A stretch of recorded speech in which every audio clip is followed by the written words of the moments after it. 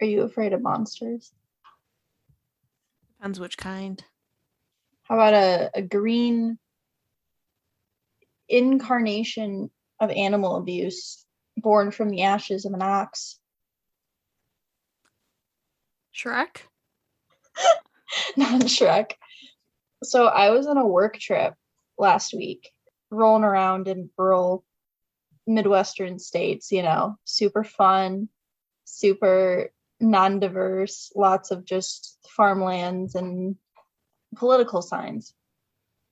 And we're rolling through this one area, and I look over to the left, there's like a wastewater treatment plant, and there's just like this green monster just on the sign. And I'm like, well, that's weird.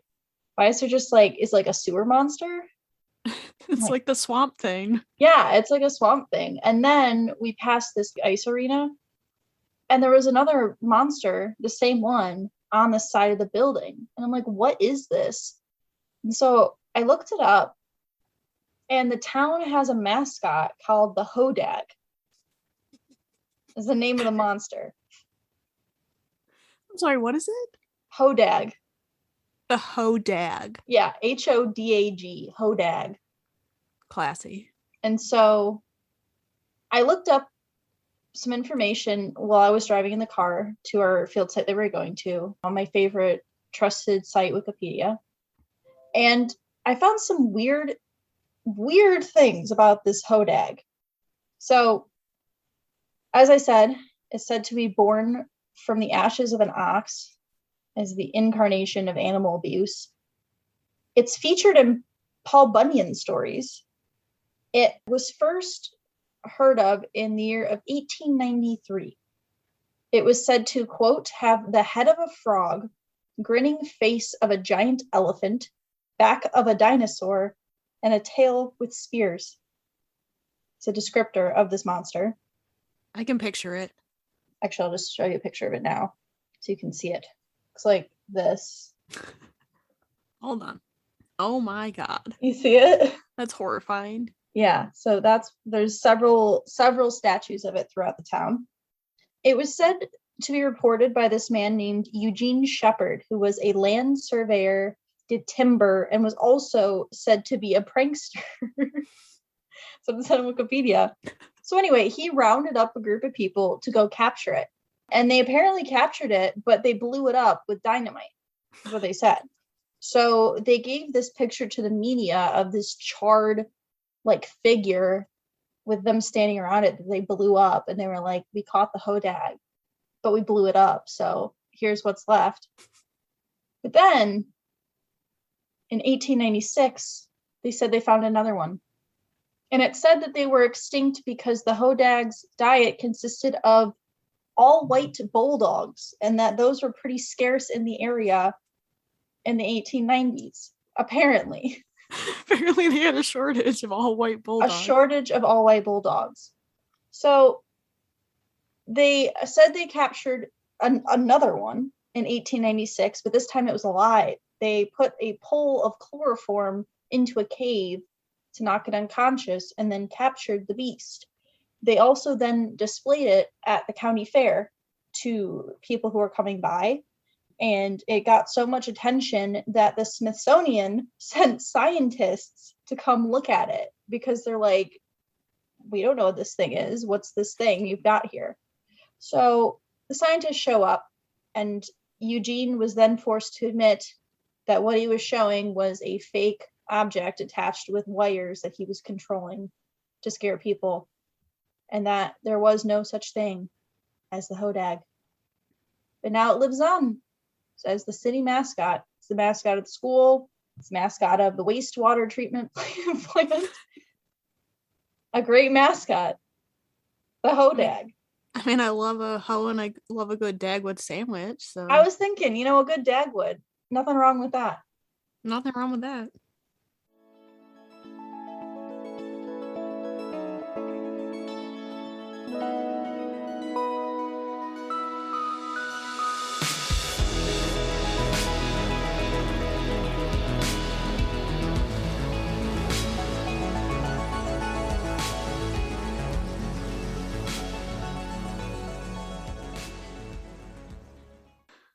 My palms are sweaty. My knees are weak. Knees weak.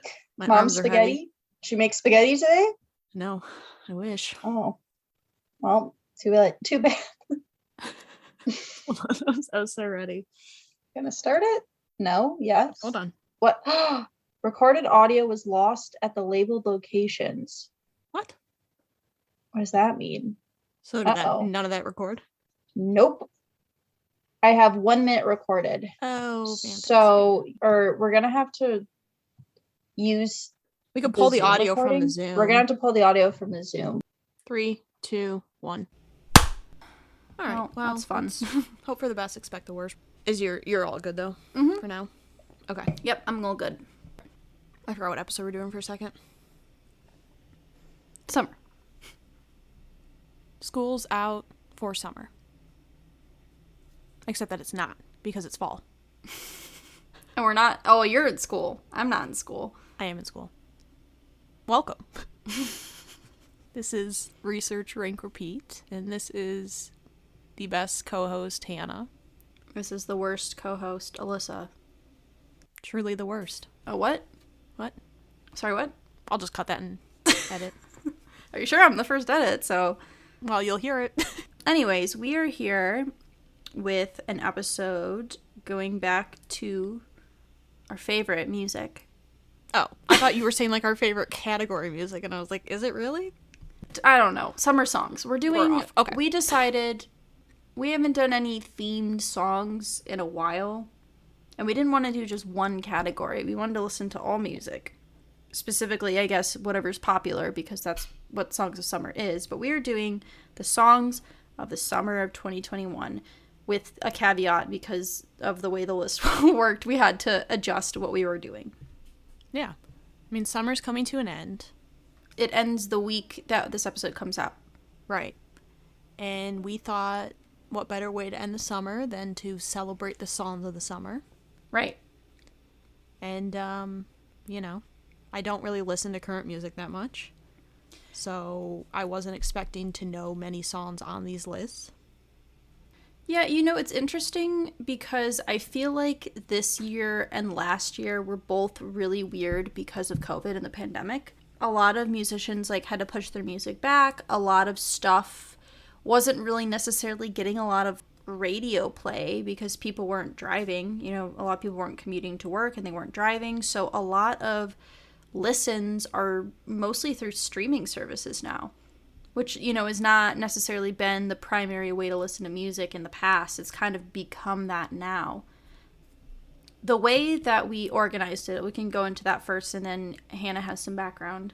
So we initially looked at the Billboard category Songs of the Summer, which had the top 20 songs every week, which I think is like June 21st or June 20th, until the second week of September was our last week that we did. We technically didn't do this upcoming week because we were working on the list, so we didn't want to have to add stuff to it.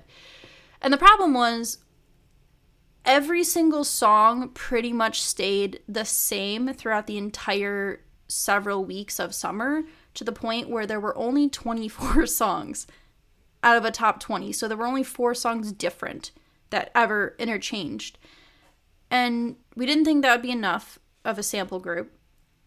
So I went into the Billboard Hot 100 list, which is different from the Billboard 200 list. But only the top 30 songs of that list, and then only took songs from 1 through 30 of those weeks between June and September. So our pool became a lot bigger. I think it ended up being somewhere around 60 songs, which we were like, that seems pretty good for what we want to do. So we're going to do a top 5 best and top 5 worst is what we will be doing today. Yeah. You ready for some background? Yes? Okay. You're in the middle of a sip. I am ready. Okay. So like Alyssa said, the songs of the summer are based off the Billboard top 100 list, where they take the top 20 songs each week and compose them into a song of the summer list. So the list runs from Memorial Day till Labor Day, and it's a combination of performance on weekly streaming, airplay, and sales. The actual Songs of the Summer started in 1958. Oh. Which I was surprised it went back that Yeah. far. The Billboard itself, like Billboard list, started in July of 1940. And Alyssa, would you be surprised if I told you I'll Never Smile Again by Tommy Dorsey was the first number one? I am so surprised. I never would have thought my favorite song would have been the first one on the list. I knew it was your favorite. So, in the year 2005, they began including digital downloads. Yeah, iTunes, when iTunes became big. It became like the first time that songs didn't necessarily have to have really good airplay on the radio to still be included in the list because they could make up with the digital downloads. Right. So actually this year, Billboard released a mega Songs of the Summer, which was the top 500 greatest songs of all time for the summer. Interesting. Between 1958 and 2020, so last year. Okay. The number one song was I'll Be Missing You by Puff Daddy, Faith Evans, and 112. Right. About Biggie Smalls. Huh? It's songs about Biggie Smalls. Yeah, sorry. Yeah. I was trying to get the context of when that you. song came out. Yeah. So in terms of, artists who have had the most number one hits, Beatles have had the most singles with 20. Okay, that does not surprise me at all. Mariah Carey has had the most female solos with 18. Okay. And then Michael Jackson had the most solos for a male with 13. When you get into the top 10, like who's had the most top 10 hits, Madonna with 38, Beatles with 34, and Rihanna with 31. Good old Rihanna. We love Rihanna. These are the artists who have had the most top 100 hits. And the cast of Glee rings in with the most at 207. 207? 207 different times they've been in the top 100. It's interesting because at the time Glee was on, we were certainly using iTunes to download songs, and I remember they were consistently on the top iTunes bestseller list all the time. Anytime a new episode came out, because there's always, covers of songs. Drake's had 157, and Nicki Minaj has had 79. So those are the top two, male and female. Okay, yeah, that makes sense. Yeah, but that is some background on the Billboard. I was to say, it's interesting because I felt like with this list, a lot of these songs are popular because of TikTok. Yeah. Which is very interesting to me that, that's the new, digital media is, songs becoming popular because of other services. Like, for instance, now TikTok. I was actually just going to say that because like I mentioned early on, I said I didn't think I would know a lot of these songs. And pretty much every song I knew, it was because of TikTok. Yeah. Pretty much everyone. There was one or two songs I think I'd heard in a commercial. So that was the the There's definitely one song you probably heard in a commercial. God. I think I know what song you're talking about, and someone had the audacity to play that acoustically at the farmer's market this morning. And I wanted to throw up. But yeah, so it's interesting. I will say, though, just to preface, Yes. I think as a collective list, it felt very strong to me. I definitely had a lot harder time picking the top 5 than I did the bottom 5. And I also think I liked the diversity in the list. I think there was a good amount of different types of music. Yeah, there was a lot of, your stereotypical pop, but then there was a lot of other things that, different people from different countries, different languages, which was bands versus single artists versus artists I'd never heard of before. Right. So there was a pretty good variety. Yeah, for sure. All right, I think we should stop. We should start, not I think stop. we should stop. Yeah, we should just stop stop right now. That's what we should do. I think we should start with our bottom 5. Start off the negative. I agree. Bottom 5 is the way to go. We gotta be ultimate power bottoms. Love a good power bottom. I think I started. You started 2 weeks in a row, so I have to go first 2 weeks in a row. Okay, so you can start. Okay. I have 2 honorable mentions, one for my top and one for my bottom. I would just like to give my honorable mention to Little Bit, which is Nelly and Florida Georgia Line. I absolutely despise Florida Georgia Line as a band and an artist, and I've already discussed this in my wedding songs episode, but I did not put Florida Georgia Line on my list, and because I didn't put it on my list, it had to be in my honorable mentions because of how much I hate them as a band. So I just would like to give them an honorable mention for the shit that they put out. It's straight diarrhea. I hate it all so much. And this is the second or third time they've worked with Nelly now, and I'm like, can we not? Can we be done, please? Okay, so my number 5 song of my worst songs is Beautiful Mistakes by Maroon 5 featuring Megan Thee Stallion. I love Megan Thee Stallion. She's great, but Maroon 5 has put out the same song every single summer for about 5 to 6 years. Last year it was Girls Like You with Cardi B, or maybe that was 2 years ago. But they just do the same song. There's nothing different. There's nothing unique about it. It's not interesting. At this point, it's just Adam Levine singing over pre-done music. There's not even instruments anymore. I don't know why they're still a band when they don't even play music. You know, like, they don't play, like, live music anymore. It's all, like, produced, like, backing.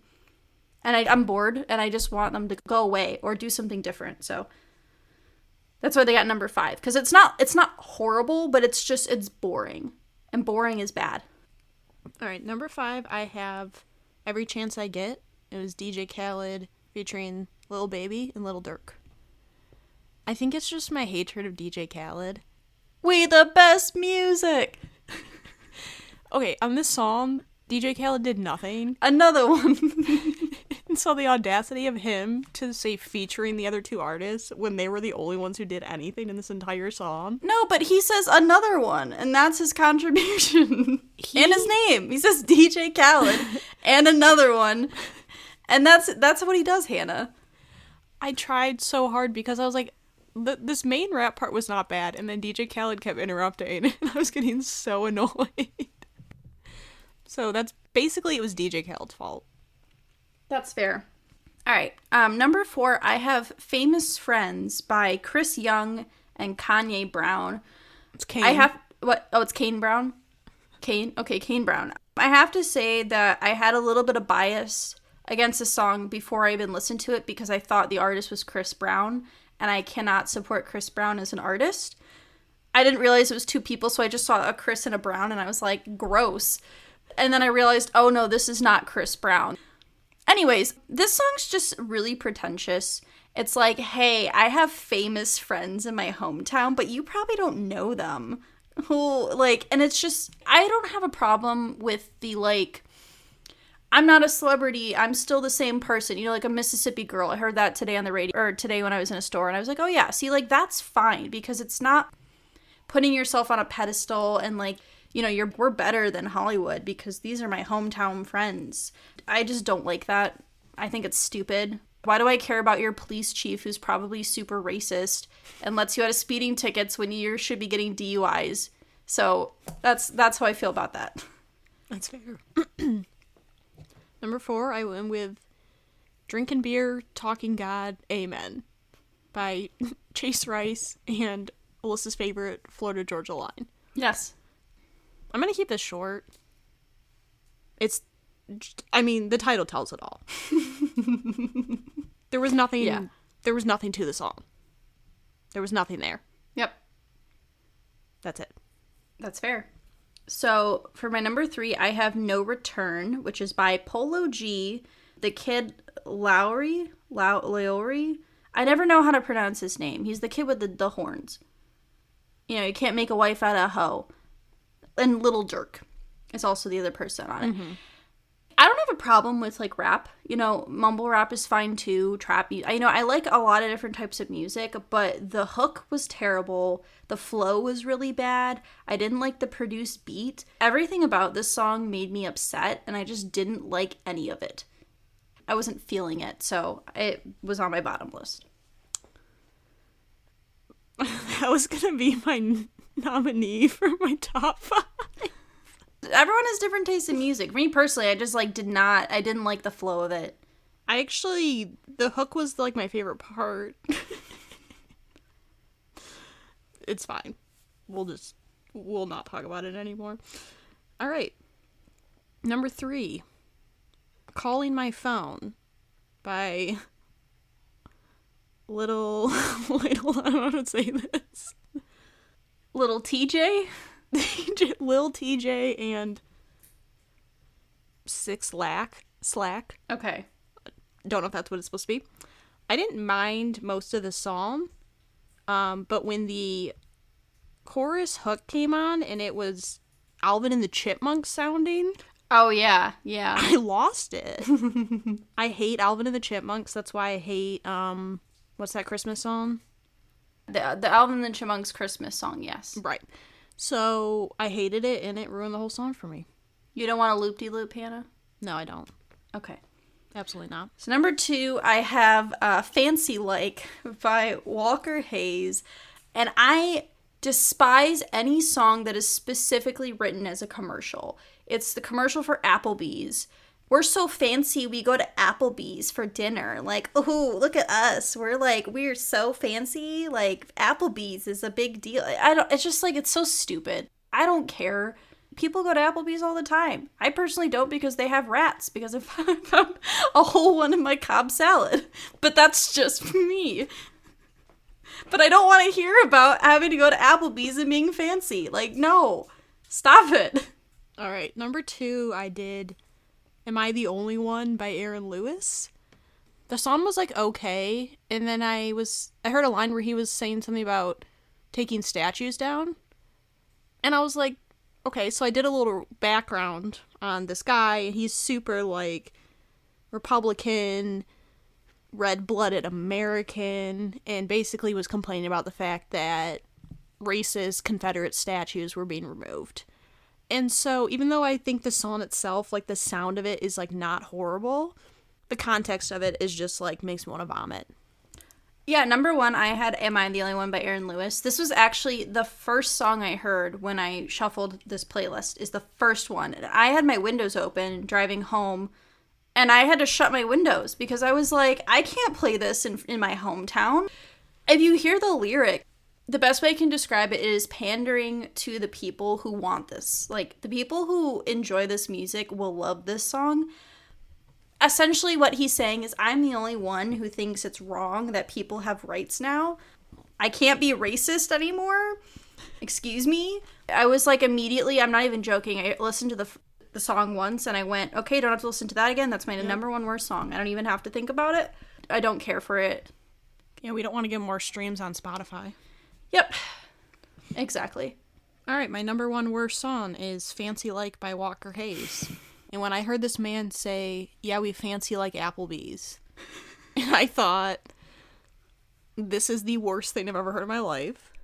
And when I went to the farmer's market this morning, and this man had the goal to be playing an acoustic version, and I watched a crowd of like 10 people dancing to it, and I thought, oh no, this is why I hate America.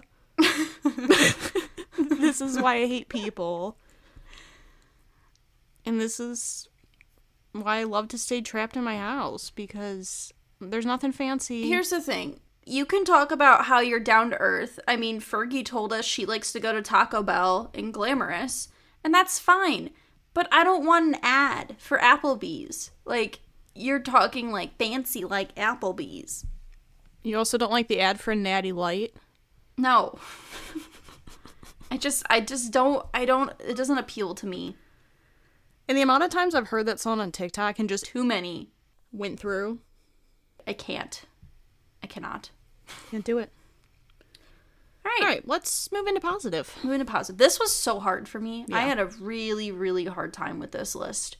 So my honorable mention is just The Weeknd as a singer, because there were several songs on this list that I really like, but technically they came out in 2019 or 2020. Like, they've been on the Billboard list for like over a year at this point. Like, Blinding Lights has been on the Billboard for like 35 weeks straight or something. Oh my gosh. Is that a cat? It is a cat. Okay. Hi, Mish Mish. What are you doing? He has explored and he has left. So The Weeknd is a singer because I really like the Blinding Lights, like this album, and I like Take My Breath, which is his new song this year. I really like the 80s vibes, like the 80s R&B. Save Your Tears. He did a remix with Ariana Grande, but again, that song originally came out like over a year ago. Mm-hmm. So I just didn't feel like I could put it on the list. Yep. But just honorable mention because he's just putting out bangers, you know, keeping us sane during COVID. So, correct. Do you have an honorable mention for top? I did, and it was in your bottom 5. So. Oh, right. Okay. Would you like to talk about why your reasons why you wanted to almost put it in your list? You're certainly welcome to. I just thought, you know, when I first heard it, the first, 10 seconds is usually what I listen to in a song to see if I'm hooked or not. Because I'm a big believer that if you're going to be hooked into a song, it usually happens within, the first 10 seconds. And to be fair, with all these songs, I listen to the whole song because we're doing a list. Right. I want to give them a fair chance. In the first 10 seconds, I didn't like it. And then the hook came around, and I was like, it's not normally the type of music I like. Yeah. It's not normally the type of music I would listen to. But it was a song where I was it caught my ear in a way that I was like, this is kind of different than a lot of things I'm hearing. And I just thought it was interesting. I didn't think it was, top 5 level worthy. Right. But I thought maybe because it's something I'm not used to, I just thought it surprised me in that way. Yeah. I don't know. But I liked it. And I agree with The Weeknd. Okay. Because I also didn't include any of his music either. The other thing I wanted to say is that there were some songs on this list that I personally have been listening to way before summer. So I personally just didn't include a few songs because of how much further in advance from summer I started listening to them. So I didn't feel like, because this category is summer songs, I didn't include some songs I technically think are really good songs on this list just because of the fact that they kind of came out either in the winter or in the spring, and I just was like, I don't associate them with summer necessarily. So right. Okay, so my number 5 song is Begging by Måneskin, which I found out is a Italian band that won Eurovision this year for Italy, which is why they became popular in the mainstream, because this song was released in 2017.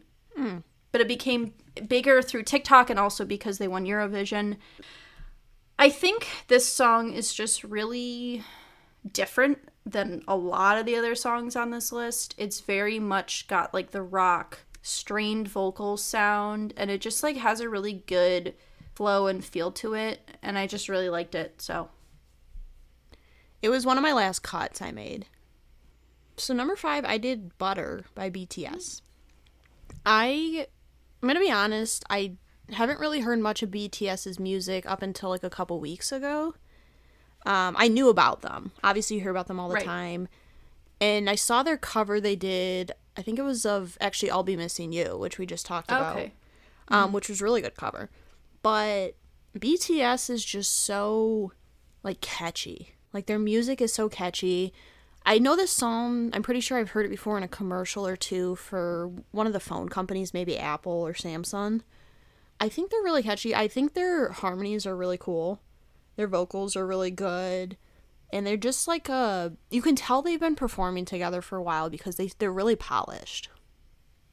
Yeah. I just love them. I didn't put it on my list, but I do agree that it is a really catchy song. For the Songs of Summer list, I think it was number 1 for every single week. Consistently number 1. And there's a reason why. Yeah, they sound really good. So number 4, I have Heat Waves by Glass Animals. This one, I think, is because I've liked the Glass Animals for a really long time. I think Gooey was their kind of bigger alternative hit, probably in maybe 2012-ish. So I've been listening to them for a long time, and I listened to this album when it came out, and then found out I was this song is popular, and I was oh, I was very excited. I always like when smaller artists get to get a hit. It's kind of like when Walk the Moon had Shut Up and Dance, and they kind of went up. Same thing with that, and it's just a good late night driving song. Personally, is when I've really listened to it, because I've had it on a summer songs playlist already for a couple months, and it's just a very chill, good flow vibes that I like. So yeah, it is. I agree with you. It's always really cool to see an artist that you've followed, and to see him get success on the mainstream is cool. I felt that way with Fletcher. When I saw her on Jimmy Fallon's show for the first time, and I was that's really awesome. But yeah, so number 4, I have Kiss Me More by Doja Cat and, is it just SZA? I think it's SZA. SZA. I think that's how you pronounce her name. SZA. Maybe I should have checked that before. Yes, SZA. I was gonna say, I'm pretty sure I've looked this up before because I've listened to some of her music previously. Kiss Me More by Doja Cat featuring SZA. You, I know, are a big fan of Doja Cat. Yes, this is true. You played me quite a few songs a couple weeks ago when you were home. I really haven't heard much of her stuff. I've recognized like 1 or 2 of the choruses of songs. And I know this song is really big on TikTok because I've heard it a million times. But I just think it's a really interesting song. And there's so many different like changes in the song. Like going from verse to chorus, bridge, whatever the different components are. It's really cool, and it alternates so quickly, and I just think both the voices are so soothing. Mm-hmm. Oh yeah, they both have great voices. Yeah, they could like sing me a bedtime story every night and I'd be thrilled with it. Yeah. So this is one of those songs that I was talking about where I've been listening to this song since spring. I think it came out in maybe March or April. I've just already been listening to it outside of summer, so didn't include it. Number 3, though, I do have Doja Cat as well, but I have You Right, featuring The Weeknd. So I guess technically The Weeknd was on this list, but not in his produced own music. So this is off her new album that just came out this year, and I just really like this song. I think the flow is really good, and it works really well, and then also The Weeknd's on it, and you can't go wrong with having him on your song, so... But yeah, I agree. Yes, I do really like Doja Cat. I'm glad that you're buying into it, absorbing it. For sure. Yes. Number 3, I have Favorite Crime by Olivia Rodrigo. This was actually the first time I had heard that song. So I've listened to quite a few of her songs from the Sour album. I think if I'm talking about a song that maybe is more of like what I consider a summer hit, I guess Good For You would probably be that song. But I think Favorite Crime is one of the more smartly written songs, and I think the background vocals and just how like angelic and ethereal it is, it's such a soothing song. And it's kind of a weird song for me to put like on a songs of the summer because it's not necessarily a song I would consider like a summer hit when I think about like going back in the summers about what like huge songs were on the radio. But I would also just like to shout out Olivia Rodrigo for having like 6 songs on this list. I think the 2 artists who had the most songs were Doja Cat and Olivia Rodrigo. Yeah. Were both the artists with the most amount of songs on this list. We love female empowerment. So. We do, yes. Okay, so for number 2, I have Peaches, which is by Justin Bieber featuring Daniel Caesar and Givon. And Hannah knows this, that I have a very love-hate relationship with Justin Bieber's music. I absolutely despised his early stuff. Baby makes me want to vomit every time I hear it. But then, as I got older, every once in a while, he will put out a song that I just immediately get and I like immediately upon the first listen. And that was Peaches, where the first time I heard it, I immediately liked it. And I heard it before this list too. I've been listening to it for a couple weeks now. But there's just something so like easy about it. And it just like, it's a great summer driving song. Like a lot of like what I would consider summer songs are songs that it's like work in the car, driving, doing things in the summer setting. I think this really fills that. And I just think the chorus is really fun. Yeah. That's that shit. Yes. All right, number 2 is Rumors by Lizzo featuring Cardi B.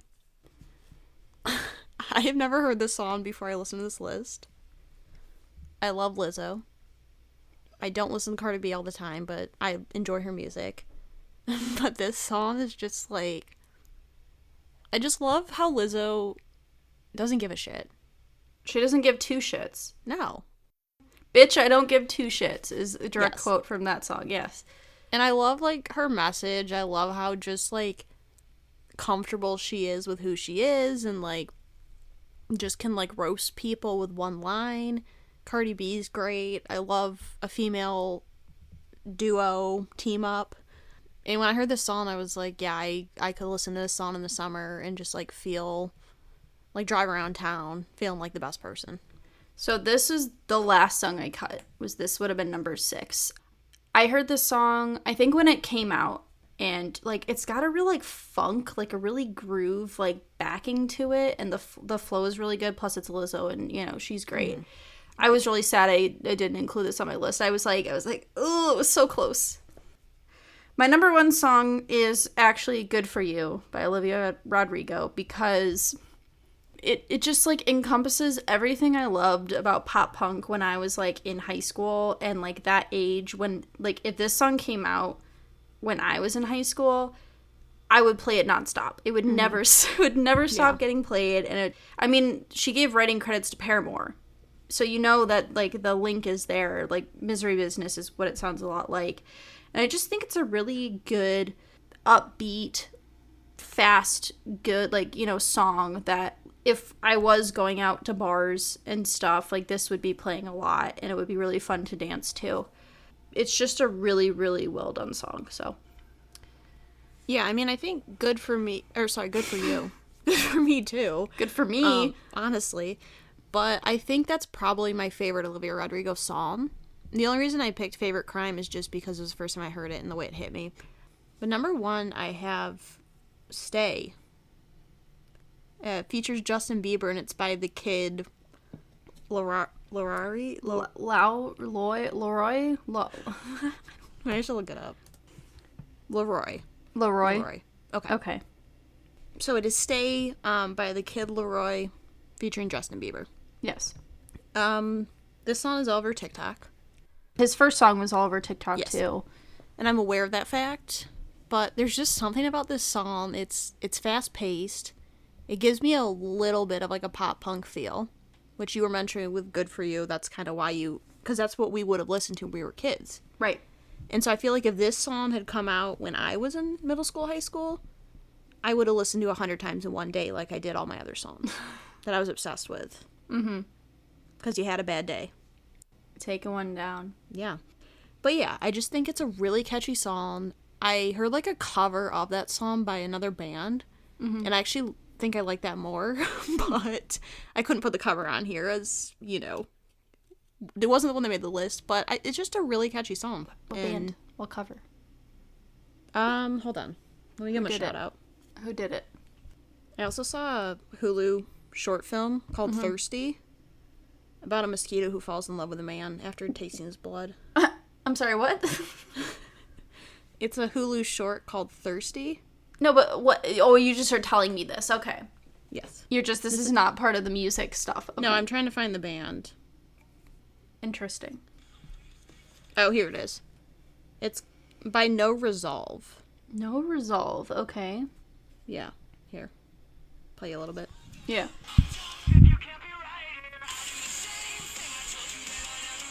Oh yeah, that feels very much like the kind of music that you would, yeah. It's very, like We the Kings. We the Kings, yeah. I was yeah. gonna say it feels very We the Kings.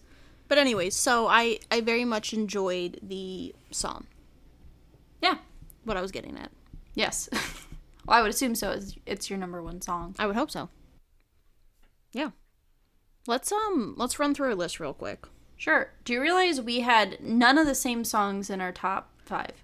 I'm not super surprised. I'm because not either. Yeah, when I would say, like, out of all those songs, there are probably, like, 15 to 20 that I would put on playlists. Yeah. I had my initial narrow down. I had 12, where I was like, all right, these are the songs I all really like from this list, so let's figure it out. Yeah. So for my worst 5, I have number 5, Beautiful Mistakes, Famous Friends, No Return, Fancy Like, and then number 1, and Am I the Only One? For my top 5, at number 5 I have Begging, Heat Waves, You Right, Peaches, and then number 1, Good For You. In my bottom 5, number 5 at Every Chance I Get, Drinking Beer, Talking God, Amen, Calling My Phone, Am I the Only One, Fancy Like. And my top 5, I had Butter, Kiss Me More, Favorite Crime, Rumors, and Stay. So yeah, that's songs of summer. Yeah. I mean, I'm glad we got to do that. I think I found some songs that I'd actually listen to. Yeah, so most of these songs I have heard before, but not all of them, so. Yeah, for sure. Plus, we haven't done a music one since James Bond? Mamma Mia. Mamma Technically. I guess technically that... Yeah, I just pretend James Bond didn't exist. I also pretend that episode doesn't exist, too. Yeah, I do like enjoy music because that's kind of how we started this whole entire thing. Yeah, I think we've talked about that. Yeah, how... but it's a little bit of a return to our roots. Yeah, it's cool. How the idea came about. Yeah, but we will be back next week with TV genre. Yeah, TV genre. We're keeping it broad. TV. I can tell you will not be expecting what we're doing. It should be a good time. It's a Hannah produced segment. I actually am very excited for it.